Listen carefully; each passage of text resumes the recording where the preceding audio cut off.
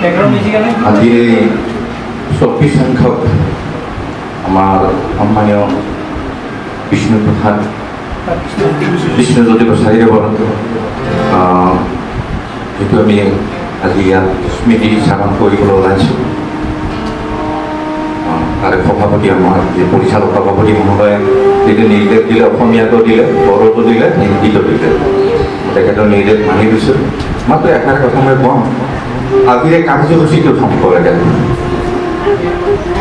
আমি যোৱাবাৰী মুকুল বসুমতাৰী ঘৰত প্ৰগ্ৰামটো কৰিছিলোঁ অনুষ্ঠান, যে বিষ্ণুজ্যোতি দাক আমি পাহৰি যাব নোৱাৰোঁ, তেখেতক আমি হেৰুৱাব নোৱাৰোঁ।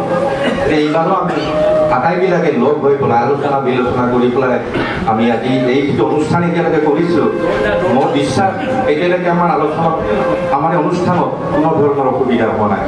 দুলাৰাই এটা ফোন কৰোঁতে কৈছিল, দুলাৰাই এটাই যে কিবা দিল্লীত যোৱাৰ কথা কৈছিল, তথাপিতো কৈছে মই কেনেকৈ পাৰোঁ চেষ্টা এটা কৰি চাম। আমাৰ ৰমেশ ৰামচেৰি কৈছে মই খুব ব্যস্ত দাদা, তথাপিতো যদি মই অকণমান সৰু নাপাওঁ এবাৰ দেখা দিম। তো ৰমেশ ৰামচেৰিও আহি গ'ল, দেখা দিলে, সঁচাকৈ আমাৰ ভাল লাগে। যোনে বেয়া পাইছে ঘৰতে বহি বেয়া পাই থাকক, তাত আমাৰ ক'ব লগা নাই। মই মানে এই 3 দিন ব্যস্ততাৰ কাৰণে ৰাতিপুৱাই ওলাই আহোঁ, ৰাতি 10টা বজাত ঘৰ পাওঁ। এতিয়া মোৰ ঘৰত বহিবৰো সময় নাই।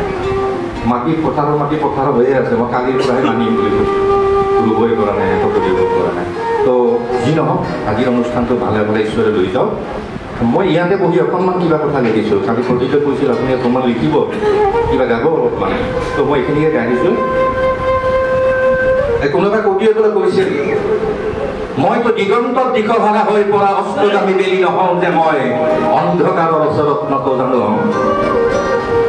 মই ৰাতিৰ অন্ধকাৰত সংগোপনে আৰু উজ্জ্বলভাৱে জ্বলি থকা এটি মুখা, যাৰ বাবে মই আত্মজৰ সৱৰ্ণত পদূলি মুখত বন্তি জ্বলাবলৈ বাধ্য হৈছিলোঁ, যাৰ বাবে মই গোলাপতকৈ প্ৰিয় স্বাধীনতা হেৰুৱাইছিলোঁ, যাৰ বাবে উত্তৰ কামৰূপত অনাঘাত কুমাৰীয়ে চকুলৈ ঘাটি কৈছিল পোহৰতকৈ এন্ধাৰ ভাল, যি ক্ৰূৰ হাতেৰে মহাৰি গ'ল মোৰ দেশৰ প্ৰত্যেকখন গোলাপ বাগিচা, যি মোৰ ৰাজনীতি বুজা ভাইটিক বুকুৰি তেজেৰে লিখাবলৈ বাধ্য কৰালে স্বদেশৰ নাম, সেইসকলৰ বাবে মই উত্তপ্ত হ'লো। আৰু সেইসকলৰ বাবে মই হাতত তুলি ল'লো নিষিদ্ধ কলম। এদিন নহয় এদিন কংসবধৰ ভাওনাই মোৰ ৰক্তবৰ্ণ প্ৰতিজ্ঞা। কোনো কবিয়ে গাইছে, তো ঠিক তেনেকৈ আমি হেৰাই যাব নিবিচাৰোঁ, সকলোৰে মাজত লুকাই থাকিব বিচাৰোঁ। তো মই সেইখিনিতে অকণমান কিবা লিখিছোঁ।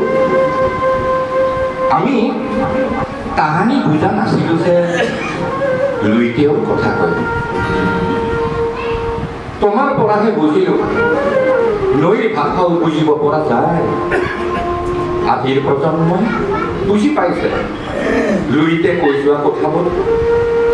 এমুঠি অন্নৰ বাবে কেনেদৰে আমাৰ পিতৃপুৰুষে মূৰৰ ঘাম মাটিত পেলাই সাৰ ভঙা পৰিশ্ৰম কৰিছে, শত ধুমুহাত নাহিবি বুলি বাধা প্ৰেৰণাৰ সপান ৰচিছে।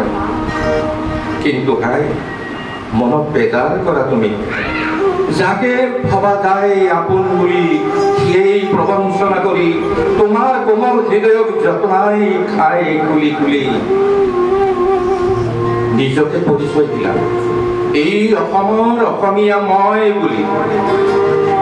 সেয়েহে বেজাৰ নকৰিবা বিষ্ণু আদা, আজি ন পুৰুষ ওলাই আহিছে তোমাৰ ভাৱনাৰ জোৱাৰক ন কইনাৰ ৰূপেৰে সজাবলৈ, কাৰণ তুমি আছিলা ভূমেশ্বৰৰ বসনা তৰাই জগতৰ মালিক বিষ্ণুজ্যোতি কছাৰী ৰূপে সাহিত্যক ন ৰূপে সজা। তুমি নেভাবিবা আদা তোমাক আমি পাহৰিম বুলি।